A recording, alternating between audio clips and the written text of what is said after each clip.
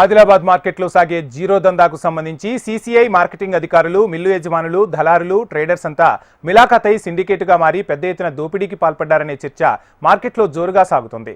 CCI కొనుగోళ్లలో అక్రమాలు జరిగాయనే సమాచారంతో ఇటీవలే విజిలెన్స్ అధికారులు విచారణ జరిపారు. మరికొంతమందిని ఇంకా పట్టుకున్నారు.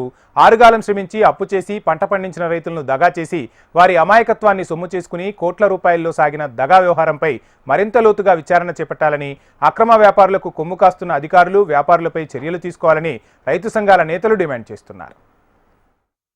సీసీఐ పత్తి కొనుగోళ్లలో అవినీతి జరిగింది. నకిలీ వ్యాపారస్తులు, నకిలీ రైతుల పేరుతోని వ్యాపారస్తులు పత్తిని సీసీఐకి అమ్మారు. సాధారణంగా ఒక రైతు పత్తి అమ్మితే అతనికి సంబంధించినటువంటి పట్టా, పాస్బుక్, విస్తీర్ణం యొక్క వివరాలు, ఆధార్ కార్డు నమోదు చేసిన తర్వాతనే పత్తి కొనుగోళ్లు చేస్తారు సీసీఐ వాళ్ళు.